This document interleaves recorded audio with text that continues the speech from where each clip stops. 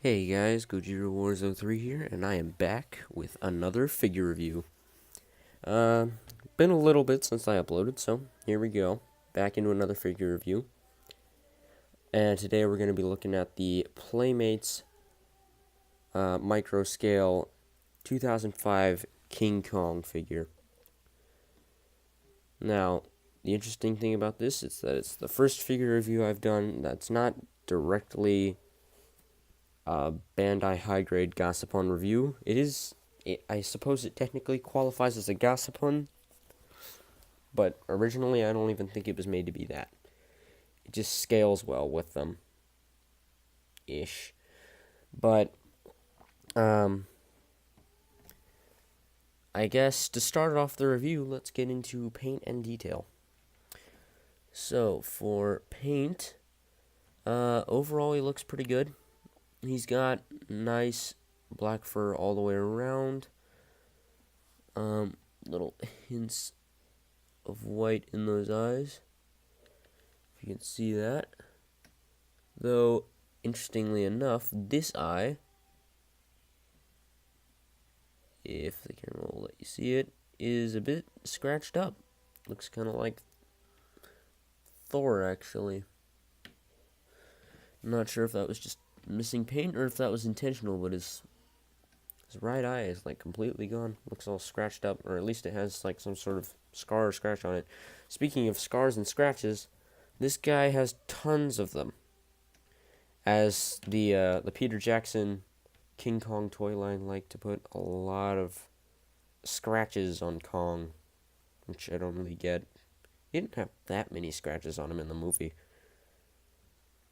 but they put lots of them on there. There's one on his torso, one on his knee, some on the sides of his leg, some on the side of this leg, bunch going up and down his back.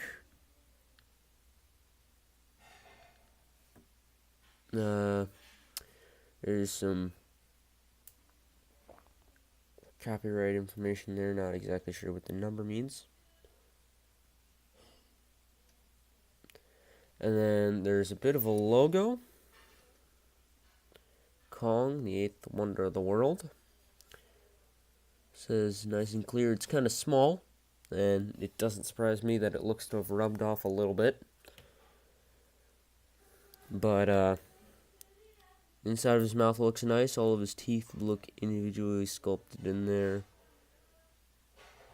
He's got a nice wide open mouth with a weird kind of orangish pink color scheme inside of his mouth. As far as detail goes, because that basically covers everything paint-wise, I will note that he seems to have a bit of grayish tint on some parts of his fur, which looks nice. But anyway, skipping onto the detail, he's got a nice pose going about him. It's a nice pose where you can get him to his arms stretched out like this in kind of a bending position, which I think this is kind of the pose he was made for, honestly. This is the pose that looks best to me, in my opinion. He's got nice sculpted arms, really shaggy.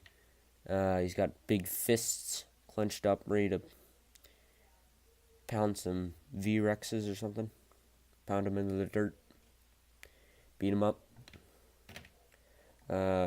He's got surprisingly disproportionately small legs, but considering he's a gorilla, that actually kind of makes sense. Considering that most of the time he'd be walking on all fours, but you can't really do that with this guy, considering his, again, his pose, unless you want it to look really derpy like that. Good enough, right? No. But, he's got nice fur sculpt all around. You can really see they sculpted in a lot of nice fur detailing in there. I think there's a bit of an inscription on there. I can't make out what it says. It might just be fur pattern. I think that might be an inscription of some sort. Yep. Must be lettering. I don't know. If any of you guys can tell what that says, let me know.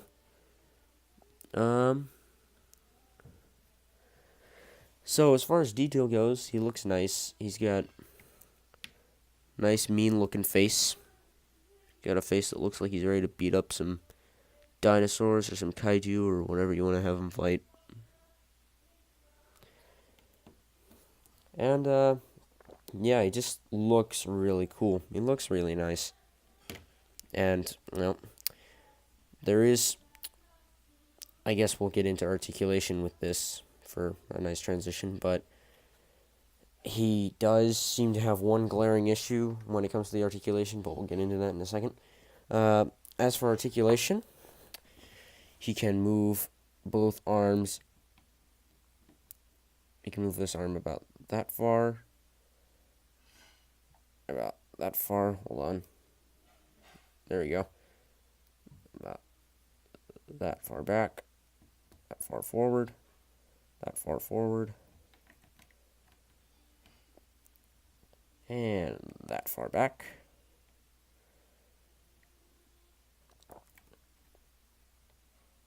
Can move his legs a little bit, but they're on pretty loose joints.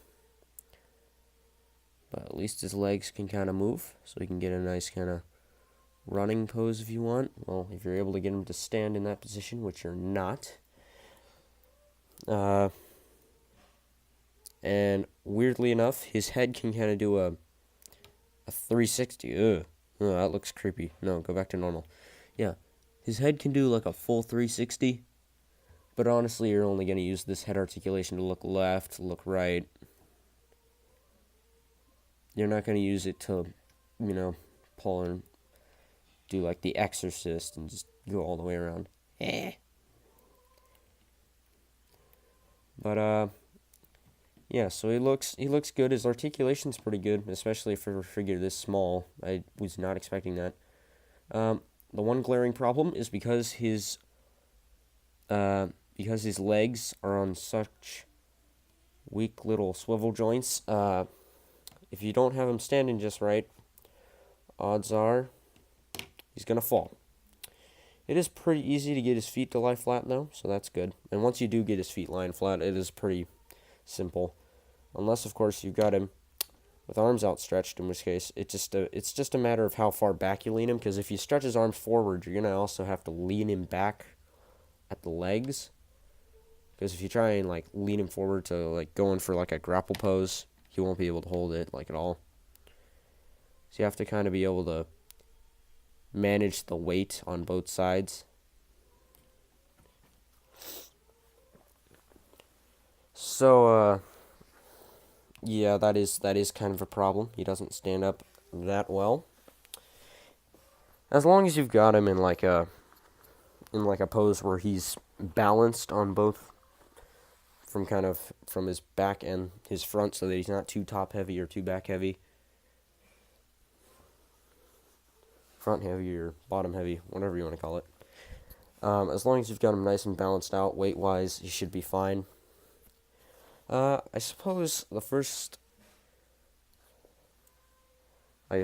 actually the last thing to do would be size comparison. So, for size comparison, we're going to go with one that seems pretty obvious and go with another American monster in the form of the Bandai high-grade Muto. And the Muto is pathetically small. Kong is actually pretty taller. Way taller, honestly. But for a comparison that more of you might be able to relate to, because if more of you might have this figure than the high-grade version, here is the Bandai America Muto from the Pack of Destruction set. Get him to stand up, and this version is a lot bigger than Kong himself standing here. It's a lot taller. For a comparison that seems a little bit more fair, here he is next to the Bandai high-grade Godzilla 2014. The legendary Godzilla, and he's a little bit short, but honestly he's supposed to be shorter than Godzilla in most cases anyway, so I'm not really complaining that much. And they actually do look pretty cool together, like a Godzilla vs. Kong thing going on. And I suppose for a comparison to the last figure I reviewed, here is the Bandai Godzilla 1974. And this is another glaring issue with the figure. He's too small. Yeah, he's way too small. It looks better when you put him next to a somewhat smaller figure like the Godzilla 2014 figure, but compared to most average height Bandai high grade figures, he doesn't really scale all that well. For example, this is Godzilla 1974 next to him, but if we take the first figure I reviewed, the Bandai high grade Super Mechagodzilla towers over Kong, and it's not even a fun comparison, and now he won't stand up again. There we go. Yeah, he towers over Kong. Like, it's not even okay. Though on the bright side, him being so short does mean he gets to climb all over the other kaiju. Hey, look, he's giving Kong a piggyback ride. Heh, that looks funny. Alright, anyway. Get Mechagodzilla out of here. But, yeah. Overall, the figure's not bad. There's room for improvement. I do sincerely hope that when Godzilla vs. Kong rolls around, Bandai is able to get toy licensing rights for Kong as well as Godzilla so that they can make a Legendary Pictures Kong figure. But until then, this will have to do. And honestly, it's not bad. It just could be better. But yeah, guys, this review is running a little bit long.